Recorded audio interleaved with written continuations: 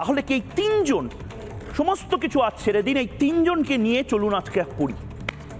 এই তিনজন আসলে সবচেয়ে বড় ফোকাল পয়েন্ট, এবং সে কারণে এই মুহূর্তে দেখে নিন এই মুখগুলো, এরা সবাই চিকিৎসক।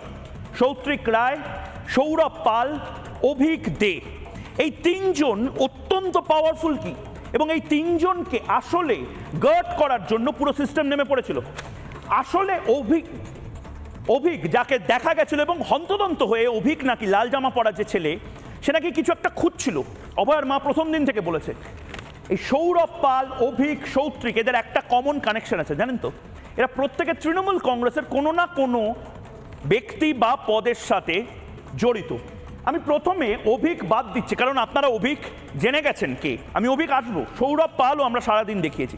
আমার ইন্টারেস্ট এই মুখোশ পরা বা মাস্ক পরা এই ছেলেটিকে নিয়ে। সৌত্রিক রায়, আমি একবার দেখানোর চেষ্টা করবো সৌত্রিক রায় কে। উত্তরবঙ্গ লবির অন্যতম প্রধান সুশান্ত রায়ের ছেলে। সুশান্ত রায় কে বাংলার মানুষ জানতে চায়, এবং তার পাশাপাশি ইন্ডিয়ান মেডিকেল অ্যাসোসিয়েশনের যারা আজ রয়েছেন তাদেরকেও আমি জিজ্ঞেস করবো এই সুশান্ত রায় কে এবং সৌত্রিক রায় কে। এর পাশাপাশি উত্তরবঙ্গ মেডিকেল কলেজ থেকে বায়োকেমিস্ট্রিতে এমডি, মানে উত্তরবঙ্গের একটি ছেলে, উত্তরবঙ্গ মেডিকেল কলেজের ছেলে, সে আরজি করে কি করছিল, এবং দ্বিতীয়ত তাকে কেন ডিউটিতে পাঠানো হলো, এরকম একটা ডিউটি যেটা ভোর 5:30টায় শুরু হচ্ছে, এটা তো তদন্ত হওয়া উচিত। এর পাশাপাশি জলপাইগুড়ি থ্যালাসেমিয়া কন্ট্রোল ইউনিটের অস্থায়ী চিকিৎসক ছিলেন এই সৌত্রিক রায়। আপনারা কি চেনেন সৌত্রিক রায়কে? আপনারা কমেন্ট করে বলতে পারেন ময়ূকের। পাশাপাশি উত্তরবঙ্গ লবির অন্যতম সদস্য নাকি এই সৌত্রিক রায়। এই নামগুলো সামনে আসছে, এই চরিত্র সামনে আসছে। সন্দীপ ঘোষের ঘনিষ্ঠ চিকিৎসক এই সৌত্রিক রায়।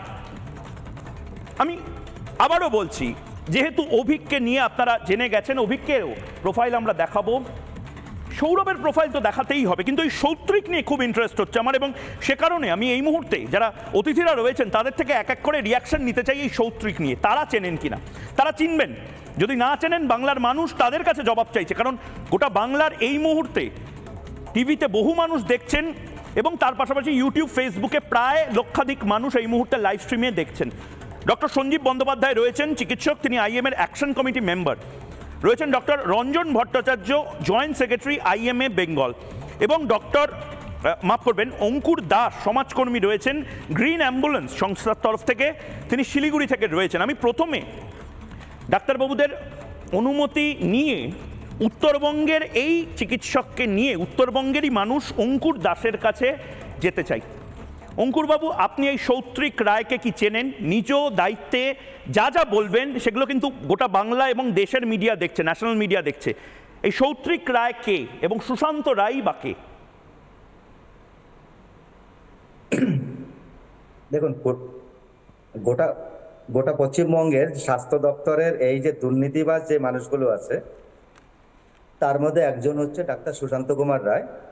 হেন অপকর্ম নাই সুশান্ত রায় করতে পারেন না, এবং তার গুণধর পুত্র সৌত্রিক রায়ের বিরুদ্ধে বিভিন্নভাবে আমরা বিগত দিনে অভিযোগ করেছিলাম, এবং জলপাইগুড়ির বিভিন্ন চিকিৎসকরা অভিযোগ করেছিল। এমনকি অভিযোগ করার কারণে ডাক্তার সুশান্ত রায়ের অঙ্গুলি হেলনে তৎকালীন সুপারকে, জলপাইগুড়ি সিওমোসকে পর্যন্ত ট্রান্সফার হতে হয়েছে।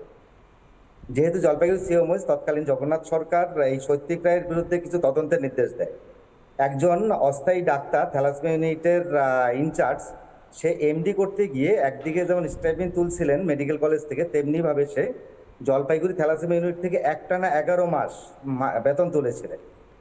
তো এই বেতন তোলার কেন্দ্র করে আমরা আমাদের গ্রিন জলপাইগুড়ি যখন অভিযোগ করি, হ্যাঁ, মানে অঙ্কুরবাবু যে ছবি দেখাচ্ছি বা যে অভিযোগগুলো আসছে বা যে নোটিফিকেশন, এটা তার মানে ঠিক, মানে সৌত্রিক রায় বলে সত্যিই কেউ আছেন, এক্সিস্ট করেন, এবং সেই উত্তরবঙ্গের একজন চিকিৎসক, অত্যন্ত প্রভাবশালী সুশান্ত রায় যার কথা বলা হয়, তারই ছেলে, তারই সুপুত্র।